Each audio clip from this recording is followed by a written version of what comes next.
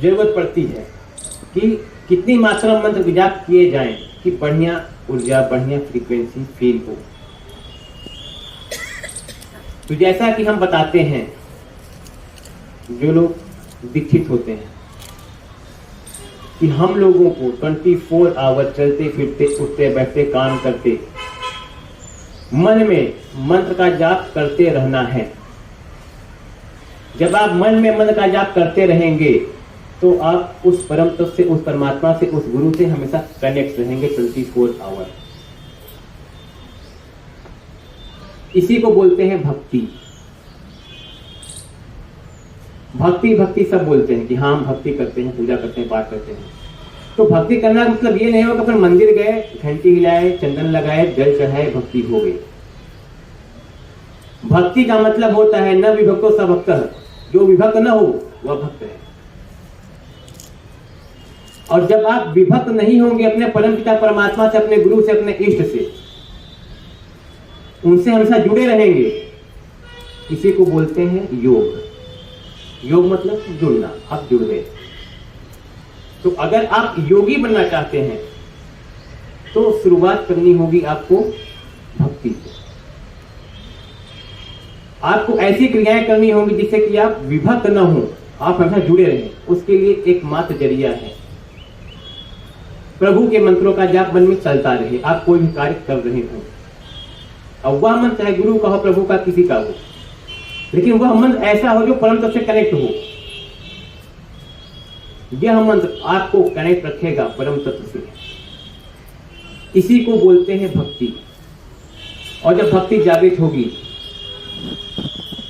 तो आदमी अपने आप योगी बन जाएगा। जब योगी बन जाएगा तो ज्ञान और वैराग्य स्वतः ही आ जाएंगे भक्ति के पीछे पीछे, क्योंकि ऐसा कहा गया है कि भक्ति की संतान है ज्ञान और वैराग्य। अब सवाल उठता है, ज्ञान क्या है, वैराग्य क्या है?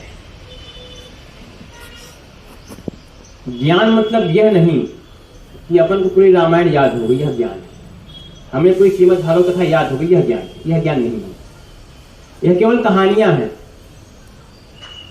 कहानियां इसलिए बनाई गई हम लोग कुछ सीखें, समझें, अच्छे कर्म करें, बुरे कर्मों से बचें। कुछ लोग सोचते हैं कि अगर हमने भागवत याद कर ली, रामायण याद कर ली, अपन क्या हो गए, ज्ञानी हो गए। लेकिन वो लोग क्या बनते हैं, रट्टू तोता। तोता को आप राम राम सिखा दो, राम राम बोलता रहेगा। लेकिन राम है क्या, राम की ऊर्जाएं क्या हैं, राम में होना क्या है, तोता पता है? नहीं पता। तो ऐसे लोग रट्टू तोता होते हैं, न कि ज्ञानी। तो ज्ञानी की परिभाषा क्या है? ज्ञान आखिर है क्या? ज्ञान वह है जो अपने से उत्पन्न हो, अपने से आपके दिमाग में क्रिएट हो। इसे लोग बोलते हैं आत्मज्ञान। आत्मज्ञान क्रिएट होता है आपकी चेतना जागृत होने से। चेतना जागृत होती है जब ऊर्जाएं पहुंचती हैं आज्ञा शक्ति ऊपर। चेतना जागृत होने से क्या होता है? कोई सवाल, कोई प्रश्न आपके दिमाग में उठा कि ऐसा क्या है, ये क्यों है, ये कैसे है, तुरंत उसका दिमाग आपकी चेतना के द्वारा आपको मिलेगा। जवाब देने वाला होगा आपका अवचेतन मन। क्यों होगा? क्योंकि चेतन मन संसार से कनेक्ट रखता है आपको, लेकिन अवचेतन मन हमेशा परमात्मा से कनेक्ट रहता है आपको बिना बताए 24 आवर। लेकिन हमको तो पता ही नहीं कि हमारे पास अवचेतन मन भी है।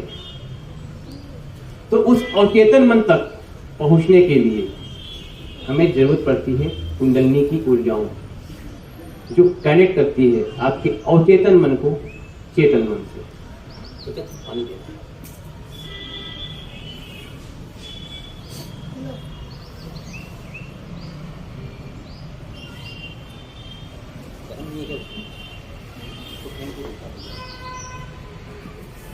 ये बात हो गया ज्ञान की। अब अपन आते हैं वैराग्य की ओर। वैराग्य है क्या?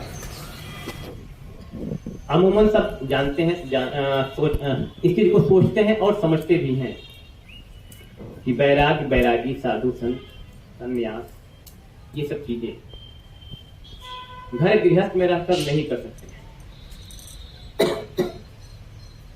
कुछ लोग बोलते हैं वो तो वैरागी हो गए, वो तो घर छोड़ चले गए, वो तो सन्यासी हो गए, वो घर छोड़ चले गए। तो वैराग्य का मतलब हुआ आप राग से दूर हो गए, यह वैराग्य है।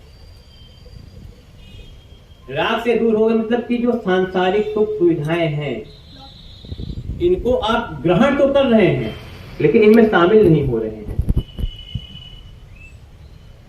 वैराग्य हमेशा, सब जानते हैं चीज को, मन का होता है, तन का नहीं होता।